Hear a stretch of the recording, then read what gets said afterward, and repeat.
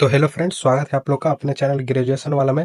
तो इस वीडियो में हम आप लोग को MIC 2 हिंदी का ऑब्जेक्टिव क्वेश्चन करवाने वाला है, जो कि आप लोग का टॉपिक से रिलेटेड होने वाला है, जो कि आप लोग का सिलेबस से रिलेटेड होने वाला है। जो कि यहाँ पे आप लोग ऊपर में देख सकते हैं MIC 2 हिंदी का रहने वाला है। आप लोग का ये क्वेश्चन सारा सेकंड सेमेस्टर का रहने वाला है। हिंदी का आप लोग का MCQ क्वेश्चन इस वीडियो में देखने को मिल जाएगा। और ये आप लोग का अंतिम रिविजन रहने वाला है, जो कि आपका टॉपिक वाइज यानी टॉपिक से सारा क्वेश्चन आप लोग का रिलेटेड रहने वाला है। और यहाँ पे सारे इंपॉर्टेंट क्वेश्चन को डाला गया है, जो कि आपका 100 ऑब्जेक्टिव क्वेश्चन रहने वाला है, जो कि परीक्षा में पूछा जाता है। तो उससे रिलेटेड आप लोग का टॉप 100 क्वेश्चन रहने वाला है, जो कि आप लोग का सिलेबस के अनुसार रहने वाला है। तो आप लोग इस वीडियो को कंप्लीट वॉच कीजिएगा, तो आप लोग को बेटर रहेगा। तो आप लोग अच्छा से इस वीडियो को कंप्लीट वॉच कीजिएगा, क्योंकि इसमें सिलेबस के अकॉर्डिंग सारा क्वेश्चन को डाला गया है। तो चलिए वीडियो को करते हैं स्टार्ट। अगर आप इस चैनल पर नए हो तो चैनल को सब्सक्राइब करके रख लीजिएगा, क्योंकि इस वीडियो में आप लोग का कॉलेज और यूनिवर्सिटी से रिलेटेड वीडियो को भी अपलोड किया जाता है, और आप लोग का सिलेबस से रिलेटेड ऑब्जेक्टिव सब्जेक्टिव किया कराया जाता है। तो चलिए वीडियो को करते हैं स्टार्ट। तो फ्रेंड्स, यहाँ से हमारा क्वेश्चन स्टार्ट होता है, जो कि आपका ऊपर में देख सकते हैं MIC 2 हिंदी 100 ऑब्जेक्टिव MCQs रहने वाले हैं। तो चलिए यहाँ से हम लोग वीडियो को करते हैं स्टार्ट। और यहाँ पे हम लोग देखेंगे भाग 1 यानी टॉपिक 1। आपका यूनिट 1 रहने वाला है, जो कि आपका टॉपिक 1 रहने वाला है, यानी यूनिट 1 रहने वाला है विद्यापति। अगर आपके पास टॉपिक होगा, आई मीन सिलेबस होगा आप लोग के पास, तो आप लोग वहाँ से आप लोग इसको देख सकते हैं। तो यहाँ से विद्यापति रहने वाला है। तो पहला क्वेश्चन इसका देखते हैं। बोला है, देख रेख राधा रूप अपार के रचनाकार कौन है? तो ये विद्यापति थे। तो यहाँ पे दूसरा क्वेश्चन देखेंगे। दूसरा क्वेश्चन बोला, विद्यापति की पदावली के संपादक कौन थे? तो ये रामवृक्ष बेनीपुरी थे। तो इसका बी हो जाएगा सही उत्तर। अब यहाँ पे तीसरा नंबर क्वेश्चन देखते हैं। तीसरा नंबर पूछ रहा है, जय जय भौरवी भैरवी असुर भयावनी के रचनाकार कौन है? तो ये बता दें कि आप लोग का पिछला साल जो 24-28 एग्जाम हुआ था, उस टाइम ये पूछा हुआ था। तो इनके जो रचनाकार है वो विद्यापति थे। अब यहाँ पे चौथा नंबर क्वेश्चन, तातल सैकत वारी बिंदु सम किस कवि की रचना है? तो ये विद्यापति की रचना है। और यहाँ पे पांचवा नंबर, विद्यापति मुख्यतः किस भाषा में प्रसिद्ध कवि माने जाते थे? तो विद्यापति मैथिली भाषा के प्रमुख ये कवि माने जाते थे। तो ये मैथिली भाषा में कवि थे, मैथिली भाषा के कवि थे। तो इसका हो जाएगा सी राइट आंसर। और यहाँ पे छठा नंबर क्वेश्चन देखेंगे। छठा नंबर क्वेश्चन बोला है, विद्यापति को किस उपनाम से जाना जाता है? तो इन्हें मैथिल कोकिल भी कहा जाता है। जो विद्यापति जी हैं, उनको मैथिल कोकिल के नाम से भी जाना जाता है। और यहाँ पे 7 नंबर, देख रेख राधा रूप अपार में मुख्य रूप से किसका वर्णन है? तो जो देख देख राधा रूप अपार है, उसमें आप लोग के राधा के रूप का वर्णन किया गया है, जो बताया गया है। तो इसका बी हो जाएगा राइट आंसर। यहाँ पे 9वां नंबर क्वेश्चन, विद्यापति के काव्य में किस भाव की प्रमुखता है? तो ये श्रृंगार भाव की जो है, उनकी जो प्रमुखता है। तो इसका हो जाएगा बी राइट आंसर। अब यहाँ पे 9वां नंबर क्वेश्चन देखेंगे। 9वां नंबर क्वेश्चन बोला है, तातल सैकत वारी बिंदु सम पंक्ति में किसकी संभंगुरता का भाव है? तो ये प्रेम या जीवन की स्थिरता का भाव है। तो इसका बी हो जाएगा राइट आंसर। यहाँ पे 10 नंबर क्वेश्चन बोले, विद्यापति की पदावली में किस युगल का प्रेम प्रमुख है? तो ये कृष्णा राधा का प्रेम बहुत ही प्रमुख माना जाता है।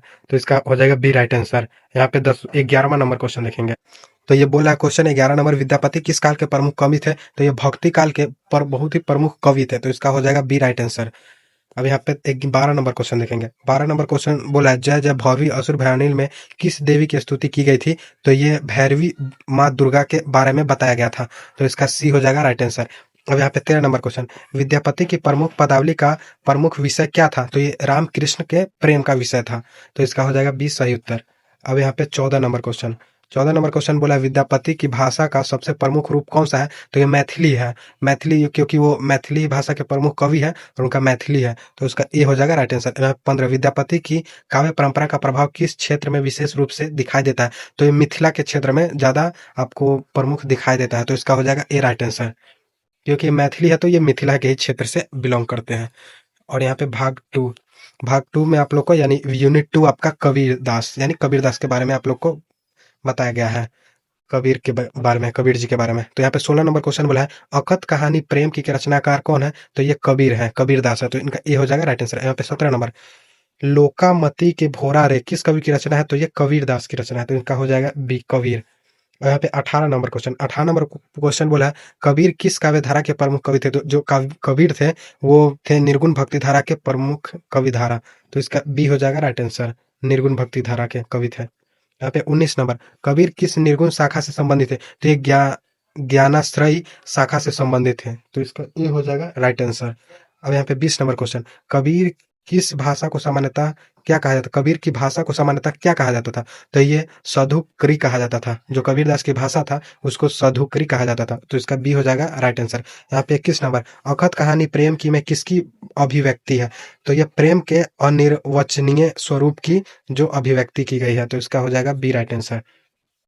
अब यहाँ पे 22 नंबर क्वेश्चन बोला कबीर की वाणी का प्रमुख उद्देश्य क्या था, तो ये बाहा अंडाकर का विरोध था, तो इसका बी हो जाएगा राइट आंसर। यहाँ पे 23 नंबर क्वेश्चन, कबीर किसके विरोध के लिए प्रसिद्ध है, तो ये जाति पांति और धार्मिक पाखंड के जो विरोध के लिए प्रसिद्ध माने जाते थे, तो इसका बी हो जाएगा राइट आंसर। और यहाँ पे 24 नंबर क्वेश्चन, कबीर की रचनाओं का प्रमुख संग्रह कौन सा था, तो ये कबीर ग्रंथावली था, तो इसका हो जाएगा बी राइट आंसर। यहाँ 25 नंबर क्वेश्चन बोला कबीर ग्रंथावली के संपादक कौन है, तो ये बाबू श्याम सुंदर दास जो है वही कबीर ग्रंथावली के संपादक है, तो इसका हो जाएगा बी राइट आंसर। यहाँ पे 26 नंबर क्वेश्चन बोला कबीर की भक्ति का स्वरूप कैसा था, तो ये निर्गुण और निराकार था, तो इसका हो जाएगा ए राइट आंसर।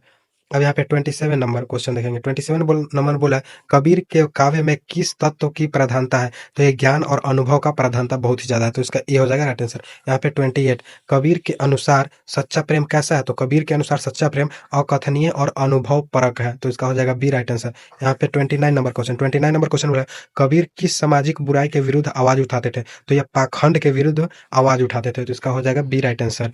और यहाँ पे 30 नंबर क्वेश्चन बोला है कबीर की कविता में किस प्रकार की भाषा का प्रयोग मिलता है, तो ये लोक भाषा का प्रयोग आपको मिलता है, तो इसका ए हो जाएगा राइट आंसर। यहाँ पे यूनिट 3 स्टार्ट होता है मलिक मोहम्मद जैसी, तो मलिक मोहम्मद जैसी की पहला क्वेश्चन देखते हैं। बोला मलिक मोहम्मद जैसी का प्रसिद्ध रचना कौन सी है, तो ये पद्मावत जो है वो मलिक मोहम्मद जैसी की प्रमुख प्रसिद्ध रचना है, तो इसका ए हो जाएगा राइट आंसर। अब यहाँ पे दूसरा देखेंगे। दूसरा नंबर क्वेश्चन बोला है जैसी किस काव्य धारा के प्रमुख कवि है, तो ये प्रेमाश्रयी काव्य धारा के प्रमुख कवि है, तो इसका ए हो जाएगा राइट आंसर। अब यहाँ सॉरी इसका हो जाएगा बी हो जाएगा राइट आंसर 32 का। और यहाँ पे 33 नंबर क्वेश्चन देखेंगे मानसरोदक खंड किस रचना का भाग है, तो ये पद्मावत रचना का भाग है, तो इसका ए हो जाएगा राइट आंसर। यहाँ पे 34 मानसरोदक खंड के रचनाकार कौन है, तो ये जैसी है, तो इसका हो जाएगा बी राइट आंसर। अब यहाँ पे 35 नंबर क्वेश्चन 35 नंबर बोल रहा है पद्मावत के रचनाकार का पूरा नाम क्या है, तो ये मलिक मोहम्मद जैसी है, क्योंकि पद्मावत जो लिखे थे रचना दिए थे वो मलिक मोहम्मद जैसी किए थे, तो उसका ए हो जाएगा राइट आंसर। यहाँ पे 36 पद्मावत की भाषा मुख्यतः कौन सी है, जो पद्मावत लिखा गया है उसका भाषा कैसा है, तो उसका अवधी भाषा में उसको लिखा गया है, तो उसका ए हो जाएगा राइट आंसर। यहाँ पे 37 जैसी किस काल के कवि है, तो ये भक्ति काल के प्रमुख कवि है, तो उसका बी हो जाएगा राइट आंसर। यहाँ पे 38 नंबर जैसी के काव्य में प्रेम की अभिव्यक्ति प्रमुख है, तो ये प्रेम मार्गी सूफी प्रेम मार्ग है, तो इसका ए हो जाएगा राइट आंसर। 39 पद्मावत किस प्रकार की काव्य रचना है, तो ये प्रेमक यानक है, तो इसका हो जाएगा ए राइट आंसर। यहाँ पे 40 नंबर क्वेश्चन देखेंगे। 40 नंबर बोला है क्वेश्चन कि दिए गए पाठ में पद्मावत के संपादक कौन है, मतलब आप कौन से हैं जो पद्मावत के संपादक कौन है, तो ये थे वसुदेव शरण अग्रवाल, तो इसका बी हो जाएगा राइट आंसर। यहाँ पे भाग 4 यानी यूनिट 4 देखेंगे सूरदास। बोला है क्वेश्चन कह लागे मोहन मैया मैया के रचनाकार कौन है, तो ये सूरदास है इनकी रचनाकार। अब यहाँ पे 42 देखेंगे। 42 बोला है मैया हो गाय चरावन जय हो किस कवि की रचना है, तो ये सूरदास की रचना है, तो इसका ए हो जाएगा राइट आंसर। यहाँ पे सूरदास किस भक्ति शाखा के प्रमुख कवि है, तो ये थे कृष्ण भक्ति के जो कवि थे, प्रमुख शाखा इनका था कृष्ण भक्ति, तो इसका बी हो जाएगा राइट आंसर।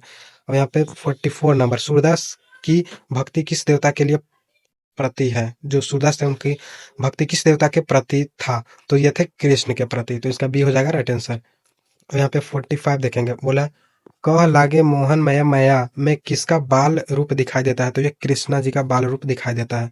यहाँ पे 66 मैया हो गाय चरावन जय हो में कृष्ण किससे संबंधित इच्छा व्यक्त करते हैं, तो ये गाय चराने से इच्छा जो है व्यक्त करते हैं, तो इसका बी हो जाएगा राइट आंसर। यहाँ पे 47 सूरदास की काव्य भाषा मुख्यतः कौन सी है, तो ये ब्रज भाषा, सूरदास की भाषा ब्रज भाषा है।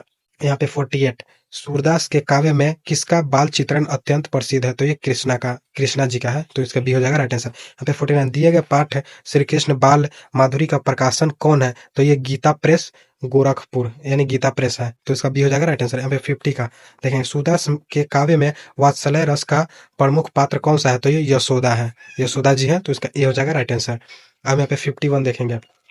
51 बोला सूरदास किस काल के प्रमुख कवि थे, तो ये भक्ति काल के प्रमुख कवि थे। यहाँ पे 52 सूरदास के काव्य में बाल कृष्णा का कौन सा रूप प्रमुख है, तो ये बाल लीला जो है प्रमुख है, तो इसका हो जाएगा ए राइट आंसर बाल लीला। यहाँ पे देखेंगे आप भाग 5 यानी यूनिट 5 हम लोग का स्टार्ट होता है तुलसीदास। तो यहाँ पे देखेंगे 53 नंबर, धनुर्भाग प्रसंग किस रचना से लिया गया है? तो ये लिया गया है रामचरितमानस, तो इसका बी हो जाएगा राइट आंसर। यहाँ पे 54 नंबर, रामचरितमानस के रचनाकार कौन है? तो रामचरितमानस के रचनाकार तुलसीदास जी हैं, तो इसका ए हो जाएगा राइट आंसर। अब यहाँ पे 55 देखेंगे, 55 बोला है धनुर्भग प्रसंग रामचरितमानस के किस कांड से संबंधित है? तो ये बाल कांड से संबंधित है, तो ये राइट आंसर हो जाएगा। अब यहाँ पे 56, दिए गए पाठ में धनुर्भग प्रसंग के दोहे किन संख्याओं के बीच है? तो ये 249 से 262 संख्या के बीच है, तो इसका सी हो जाएगा राइट आंसर। यहाँ पे 57, रामचरितमानस की भाषा क्या है? तो इनकी भाषा अवधी है, तो ए हो जाएगा राइट आंसर। अब यहाँ पे 58 नंबर बोला है, 58, धनुर्भग प्रसंग में कौन सा धनुष टूटता है? मतलब कौन सा धनुष टूटता है? तो ये शिव धनुष टूटता है, तो इसका बी हो जाएगा राइट आंसर। यहाँ पे 59, शिव धनुष किसने तोड़ा? तो ये राम जी ने शिव धनुष को तोड़ा था, तो इसका बी हो जाएगा राइट आंसर। यहाँ पे 60 नंबर, धनुर्भग प्रसंग में राम के साथ कौन उपस्थित हो? ये लक्ष्मण जी उपस्थित है राम के साथ में, तो इसका हो जाएगा बी राइट आंसर। अब यहाँ पे 61 नंबर, 61 नंबर रामचरितमानस के रचनाकार किस भक्ति शाखा से संबंधित है? ये राम भक्ति शाखा से संबंधित है, तो बी राइट आंसर हो जाएगा। यहाँ पे 62, तुलसीदास के काव्य में किस आदर्श की प्रमुखता है? तो ये राम के आदर्श चरित्र की प्रमुखता है, तो इसका ए हो जाएगा राइट आंसर। अब यहाँ से होता है भाग 6 यानी यूनिट 6 स्टार्ट, बिहारी। बिहारी के बारे में आप समझते हैं। बोला बिहारी का पूरा नाम क्या माना जाता है? तो ये माना जाता है बिहारी लाल, तो इसका ए हो जाएगा राइट आंसर। अब यहाँ पे देखेंगे 64 नंबर क्वेश्चन, 64 नंबर बोला बिहारी रत्नाकर के संपादक कौन है? तो ये जगन्नाथ दास रत्नाकर है, तो इसका ए हो जाएगा राइट आंसर। यहाँ पे 65, बिहारी किस काल के प्रमुख कवि थे? तो ये रीति काल के जो है बहुत ही प्रमुख कवि माने जाते थे, तो इसका बी हो जाएगा राइट आंसर। यहाँ पे 66, बिहारी की प्रसिद्ध रचना कौन सी है? तो ये बिहारी सतसई है, तो इसका ए हो जाएगा राइट आंसर। अब यहाँ पे 66, बिहारी की काव्य भाषा मुख्यतः कौन सी है? तो ये ब्रज भाषा है, बिहारी की ब्रज भाषा है। यहाँ पे 68, बिहारी की रचना में किस छंद का विशेष महत्व है? तो ये दोहा का बहुत ही विशेष छंद महत्व है। और यहाँ पे 69, बिहारी के दोहे में किस रस की प्रमुखता मिलती है? तो ये श्रृंगार रस की प्रमुखता मिलती है। अब यहाँ पे 70 नंबर क्वेश्चन, 70 नंबर बोला है निम्न में से कौन सी संख्या दिए गए बिहारी पाठ की दोहा संख्या में है? तो ये 1 हो जाएगा। और यहाँ पे 71 नंबर, दिए गए पाठ में निम्न में से कौन सी दोहा संख्या शामिल है? तो ये 08 हो जाएगा, 8 जो संख्या हो जाएगा शामिल। और यहाँ पे 72 नंबर क्वेश्चन बोला है दिए गए बिहारी पाठ में कौन सी दोहा संख्या शामिल है? तो ये 16 दोहा संख्या शामिल है। यहाँ पे 73 नंबर क्वेश्चन, 73 नंबर, दिए गए पाठ में 20 के बाद कौन सी दोहा संख्या दी गई है? तो ये 32 जो है दोहा संख्या दी गई है 20 के बाद। और यहाँ पे 74 नंबर, निम्न में से कौन सी दोहा संख्या दिए गए पाठ में है? यानी 33 जो है पाठ में दिया गया है, तो इसका ए हो जाएगा राइट आंसर। अब यहाँ पे 75 नंबर देखेंगे, 75 नंबर बोला है दिए गए बिहारी पाठ में 33 के बाद कौन सी संख्या है? यानी 33 के बाद की संख्या है वो 38 आती है, तो इसका बी हो जाएगा राइट आंसर। यहाँ पे 76 नंबर, दिए गए पाठ में निम्न में से कौन सी संख्या शामिल है बिहारी के दोहा में? तो ये 51 हो जाएगा। यहाँ पे 77 नंबर, दिए गए बिहारी में पाठ में 51 के बाद कौन सी संख्या शामिल होता है? तो 51 के बाद आपका 63 नंबर जो है वो संख्या शामिल होता है, तो इसका सी हो जाएगा राइट आंसर। अब यहाँ पे 78 नंबर देखेंगे, 78 नंबर बोला दिए गए पाठ में अंतिम दोहा संख्या कौन सा है? जो अंतिम उनका दोहा संख्या दिया गया है वो 67 दिया गया है, तो इसका सी हो जाएगा राइट आंसर। यहाँ पे 79, बिहारी के दोहे की सबसे बड़ी विशेषता क्या मानी जाती है? तो ये कम शब्दों में अधिक अर्थ माना जाता है, यानी उनका शब्द बहुत ही कम रहता है और उसका अर्थ बहुत ही ज्यादा होता है, तो इसका ए हो जाएगा राइट आंसर। अब यहाँ पे 80 नंबर, बिहारी की कविता में अलंकारों का प्रयोग कैसा है? तो ये अत्यंत महत्वपूर्ण जो है वो अलंकार का प्रयोग है, तो इसका ए हो जाएगा राइट आंसर।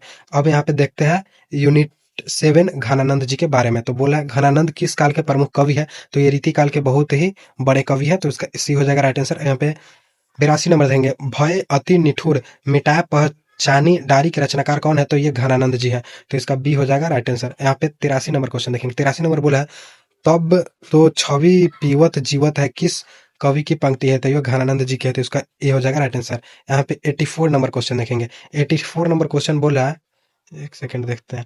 84 नंबर क्वेश्चन बोला है अरावरे रूप की रीति अनूप के रचनाकार कौन है? तो ये घनानंद जी है। और यहाँ पे 85, अति सुधो स्नेह को मार्ग है किस कवि की रचना है? तो ये घनानंद जी की है। और यहाँ पे 86, घनानंद की कविता में किस भाव की प्रमुखता है? तो ये प्रेम और विरह के भाव की अत्यंत जो है भाव की प्रमुखता है। और यहाँ पे 87 देखेंगे, 87 बोला अति सुधो स्नेह को मरग है में स्नेह का अर्थ क्या है? स्नेह का अर्थ होता है प्रेम, तो इसका बी हो जाएगा राइट आंसर। यहाँ पे 88, रावरे रूप की नीति अनूप में रावरे का अर्थ क्या है? रावरे का अर्थ है तुम्हारे या आपके, तो इसका ए हो जाएगा राइट आंसर। यहाँ पे 89, तब तो छवि पीवत जीवित है में छवि का क्या अर्थ है? छवि का अर्थ होता है सुंदर रूप सौंदर्य, तो इसका बी हो जाएगा राइट आंसर। यहाँ पे 90 नंबर क्वेश्चन देखेंगे, 90 नंबर क्वेश्चन बोला घनानंद के काव्य में प्रेम का स्वरूप कैसा है? जो प्रेम का स्वरूप है अत्यंत आत्मीय और अनुभूति परक है, तो इसका ए हो जाएगा राइट आंसर। यहाँ पे 91 नंबर, अति सुधो स्नेह को मारा गया में प्रेम के मार्ग को कैसा बताया गया है? तो प्रेम का मार्ग को सीधा और सरल बताया गया है, तो इसका बी हो जाएगा राइट आंसर। यहाँ पे 92 देखेंगे, 92 बोला है घनानंद की रचना घनानंद कवित्व में संबंधित पाठ में भूमिका किसकी है? तो ये आचार्य विश्वनाथ प्रसाद मिश्र की है, तो इसका ए हो जाएगा राइट आंसर। यहाँ पे 93 घनानंद कवित्व में किस कवि की रचनाएं संकलित है? तो ये घनानंद जी की है, तो इसका बी हो जाएगा राइट आंसर। यहाँ पे 94 घनानंद की प्रेम कविता में कौन सा पक्ष अधिक प्रभावशाली रहा? तो ये विरह जो है वो बहुत ही प्रभावशाली रहा, तो उसका ए हो जाएगा राइट आंसर। यहाँ पे 95 देखेंगे, 95 बोला घनानंद की कविता में प्रेम किस रूप में दिखाई देता है? तो ये व्यक्तिगत और भावनात्मक अनुभव के रूप में दिखाई देता है, इसका ए हो जाएगा राइट आंसर। यहाँ पे भाग 8 यानी कि यहाँ पे मिश्रित जो क्वेश्चन को लिया गया है, तो आप लोग का भी क्वेश्चन मिश्रित होने वाला है, यानी सारे आपका यूनिट से रहने वाला है। तो देखते हैं क्वेश्चन। यहाँ पे बोला निम्न में से कौन सी किस कवि की भाषा मैथिली है? तो आप लोग को पढ़े होंगे ऊपर अच्छा से, तो आप लोग को पता होगा विद्यापति जी की है, वो मैथिली भाषा है। अब यहाँ पे 97 देखेंगे, 97 बोला निम्न में से कौन निर्गुण भक्ति के कवि है? तो ये कबीर दास थे, सी हो जाएगा राइट आंसर। यहाँ पे 98 देखेंगे, 98 बोला निम्न में से कौन कृष्ण भक्ति शाखा के प्रमुख कवि है? तो ये सूरदास थे, तो इसका ए हो जाएगा राइट आंसर। यहाँ पे 99 निम्न में से कौन राम भक्ति शाखा के कवि थे? तो ये तुलसीदास जी थे, तो इसका बी हो जाएगा राइट आंसर। यहाँ पे 100 नंबर क्वेश्चन देखेंगे, बोला है निम्न में से किस कवि को रीतिकाल में प्रमुख प्रेम विरह कवि के रूप में जाना जाता था? तो अभी हमने पढ़ा जो थे उनका नाम था घनानंद। तो यहाँ से ये क्वेश्चन होता है हमारा समाप्त, 100 क्वेश्चन जो कि आपका MIC हिंदी का था। तो चलिए अब मिलते हैं नेक्स्ट वीडियो में, तब तक के लिए बाय।